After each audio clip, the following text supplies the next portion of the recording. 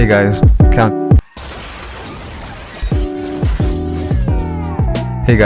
Counter here. Welcome to the channel. Today, we're gonna be breaking down one of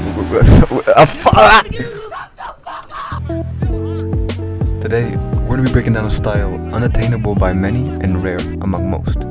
Not for its difficulty to master, or even for its high barrier to entry. No, a style difficult for its sheer dependence on physical attributes. A style built specifically for individuals with only the right physical attributes, with only the right set of skills. Today, we're going to be breaking down the Hitman style.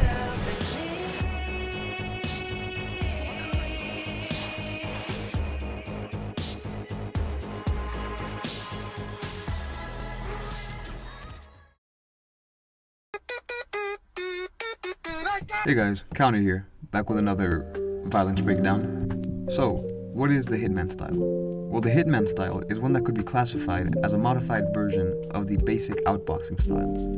Outboxing, as it's known, is a concept fundamentally focused on keeping the range between you and your opponent. Outboxing is a style that implements a footwork-based defense, a tall posture, and a constant use of the jab to keep your opponent at bay.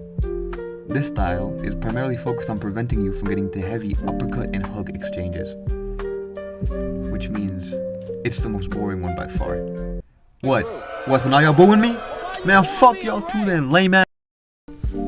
Alright, look. I'm not of the actual opinion that outboxers are boring to watch. Seeing an outboxer against any other style is a beautiful thing to witness.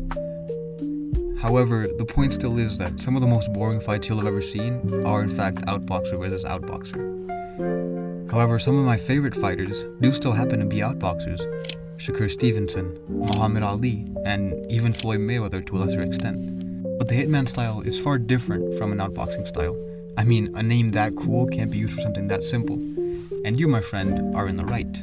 You see, the Hitman style is somehow able to combine these long-range tactics and add blazing fast combinations and horrifying knockout power. But now I hear you asking, absolutely no one, who could pull off such a difficult style? Well, my dear disembodied voice whose face I keep hearing in my dreams, the answer is simple. Someone chosen by it. Someone so tall and lanky that they could win a Slenderman cosplay contest without even putting on the suit. And so, without further ado, let's get right into the stance. When it comes to the Hitman style, no, not the Tekken one, the boxing one.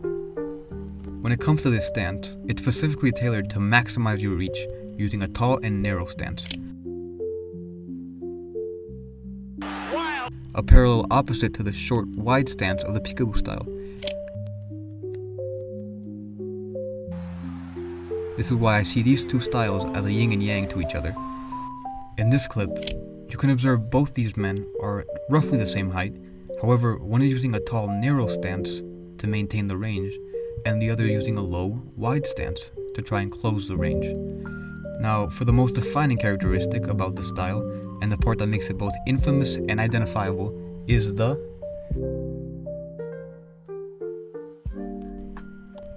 ladies and gentlemen, the moment you've all been waiting for. The main course of the Hitman style is the guard. Guard is completely unique, as it can be sort of observed to be a kind of wonky Philly shell, with the lead hand completely down, similar to a low guard, while still maintaining that 90-degree bend. The most peculiar part of this guard, however, is its passive movement, a movement I've decided to name the Reaper's Scythe. Huh? Yeah, okay, fine, I stole it from Hajime no Ippo, but the point still is, the passive motion of the lead arm, moving it back and forth, side to side, sort of like a cradle. This motion builds a unique and often overlooked aspect of fighting, aspect known as reflex training. I would say part of my left hook. Okay, yeah, well, hey, put your left hand up. In a fight, quick, jerky movements are fast, but also easy to see coming. Don't let me hit him. When fighters move like this, the fight becomes a battle of reflexes and speed. Can your punch get to him before he can react to it? 2.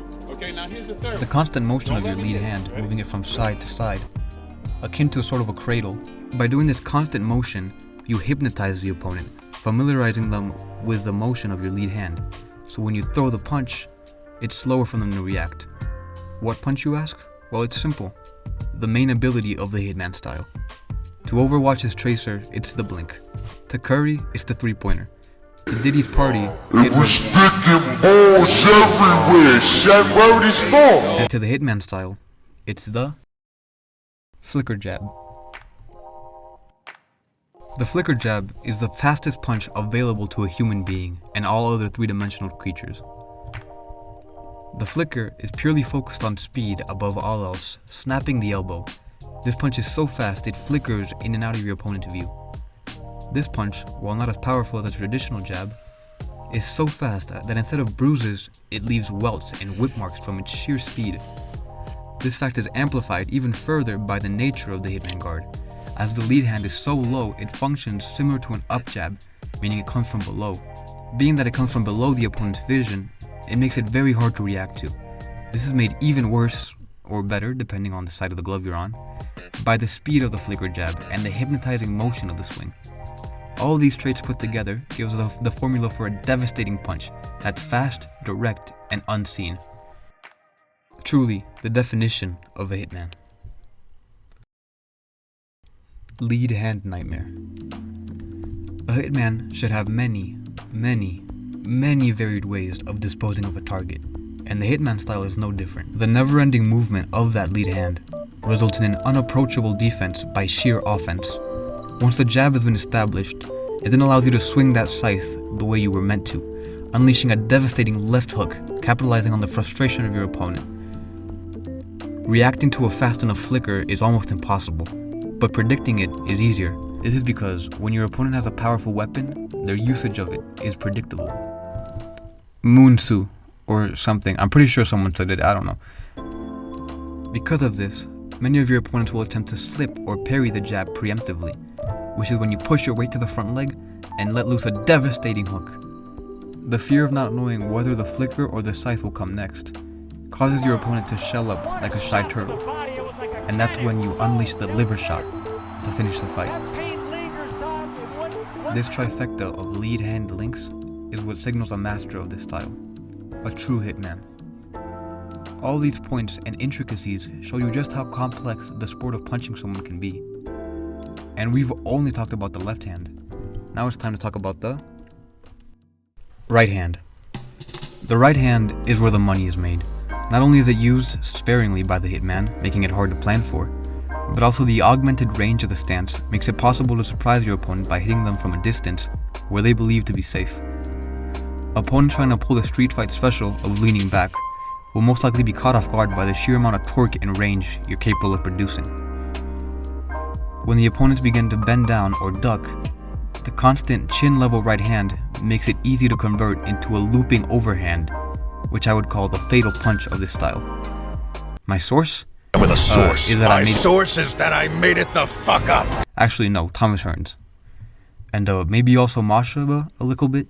However, this style, while being formidable, eye-catching, and unique, is definitely not at all my favorite, because definitely not at all used by my favorite character in Hajime no Ippo, and is definitely not at all my personal style that I use in my amateur career, which I definitely do not have, is not without its flaws.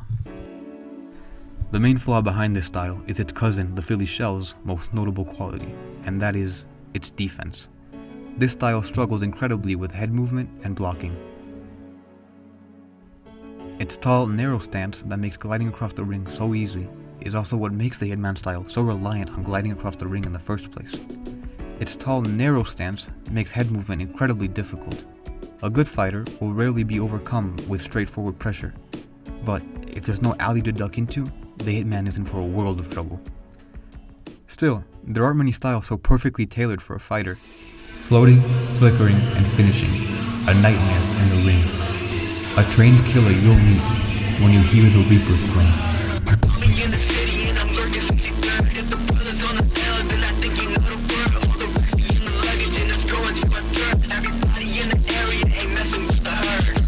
Woohoo! Yeah, baby! But what do you guys think? I'd love to hear what skills or flaws about this style I might have missed, as it, low-key, maybe helps my own game. And I'd also like to know what style you guys would like to see next. MMA fighters or jiu-jitsu people, Deshaun Strickland or the Muay Thai legend, KSI, I'd be happy to talk. Until then, That's all for now. I've been Counter. Thank you so much for watching, and I will see y'all in a bit. Bye.